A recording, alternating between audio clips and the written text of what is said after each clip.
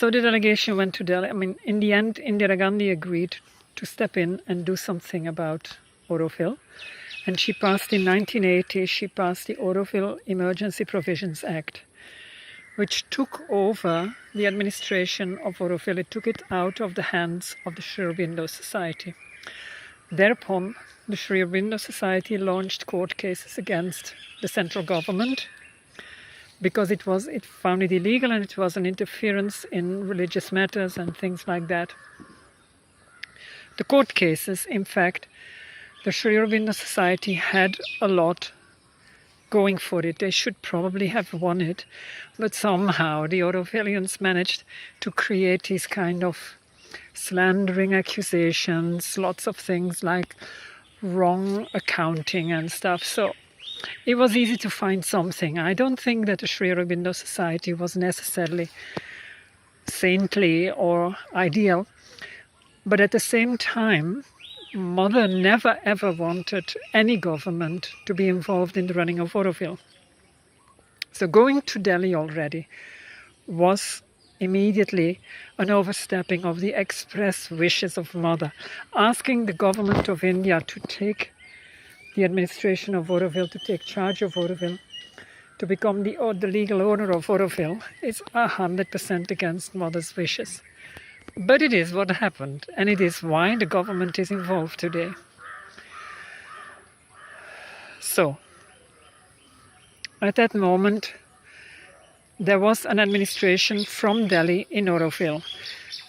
At that time, in fact, the Aurovilians, the people, mainly the Westerners, the faction that had wanted the Sri Aurobindo Society to be removed from Auroville, had won in practice.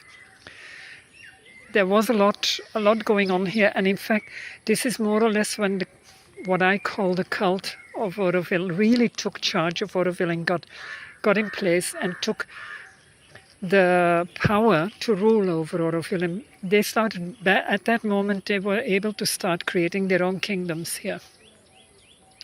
Now that act of 1980 was renewed in 1982, was renewed in 1986. 4 and in 86. So 3 times. At that time it became untenable for Indira Gandhi to renew it again.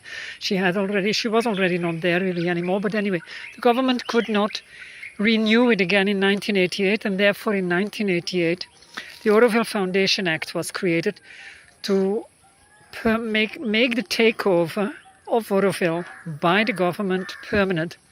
And so at that moment Auroville became legally a project of the Indian government under the Delhi Ministry of Education.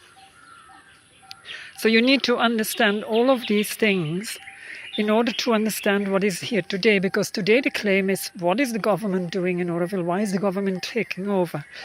That's not at all what happened. Auroville was given by these same people on a platter. I mean, Auroville was, the government of India was begged by these people to take over Auroville and to take charge of Auroville. So it's the other way around. These are the people that willingly sold out Auroville to the government of India. Now, I feel personally that Mother would have never wanted it, but at the same time it's what happened. So it's the reality, it's part of the divine plan. But now that it is a reality, we have to deal with it. You can't turn that back. We can't undo the past.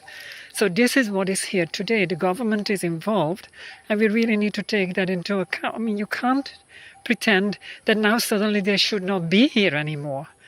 Because we, even though I was not there, we begged the government to come here, take Auroville out of the hands of the Sri Aurobindo Society, and then somehow, via the back door, hand it over to the people, to the Westerners, the hippies, who had come here to live an easy life in Auroville and to have all the freedom and no authority above them, to be their own kings, to be their own bosses. And that's exactly what happened, what they were able to do for all of these decades.